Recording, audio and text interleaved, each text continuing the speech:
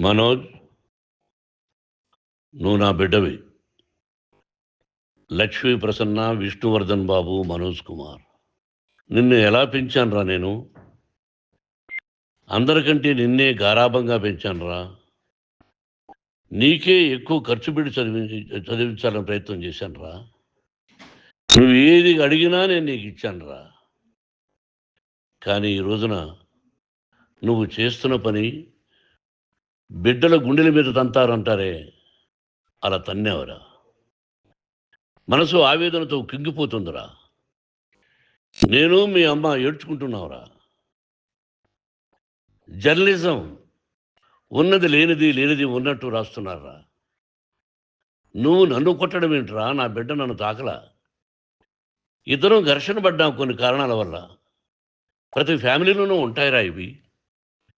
లేనివాడు ఎవరైనా ఉంటే ప్రపంచంలో ఒకరున్నారేమో, 1% ఉంటుందేమో. అటువంటి వాళ్ళ ఇంటికి వెళ్ళి కాళ్ళు గడిగి నిద్ర పూసుకోవచ్చు.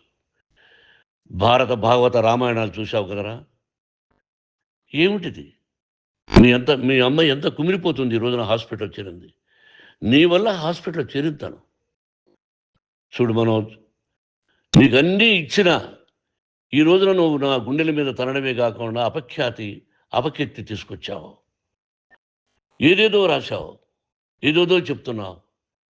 కొంతమంది జర్నలిస్టులు ఉన్నది లేనిది, లేనిది ఉన్నట్టు రాసేవాళ్ళ తత్వం వాళ్ళకి. ఎందుకంటే టీఆర్పీ పెరగాలి. ఇది వాళ్ళ నైజం. మనం మార్చలేము. వాళ్ళందరి మీద మన కోర్టుకు వెళ్ళలేము. వాక్ స్వాతంత్రం అంటారు, ప్రజాస్వామ్యం అంటారు. ప్రజాస్వామ్యంలో కూడా కొన్ని హద్దులు ఉన్నాయి.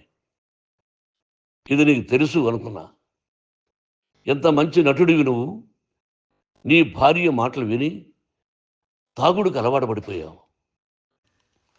వింటున్నావా మనోజ్? ఎవరిని నమ్మాలో ఎవరిని నమ్మకూడదో పరిస్థితి తీసుకొచ్చావు. విద్యాలయాలు ఎంత గొప్పవిరా. మనం 25% కులమతాలకు అతీతంగా ఫ్రీ ఎడ్యుకేషన్ ఇస్తున్నాంరా. క్యాస్ట్ అనేది తీసేసాను రా 92లో ప్రాస్పెక్ట్స్లో. నువ్వు చదువుకున్నావురా.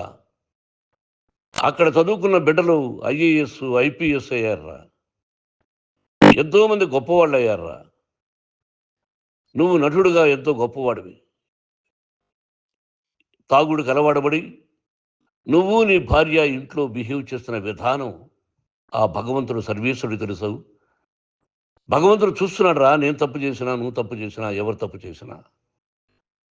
ఎంత అవకాశం ఇచ్చావు మాట్లాడుకునేదానికి అందరికీ. ఇన్ని సంవత్సరాల్లో మన విద్యాలయాల్లో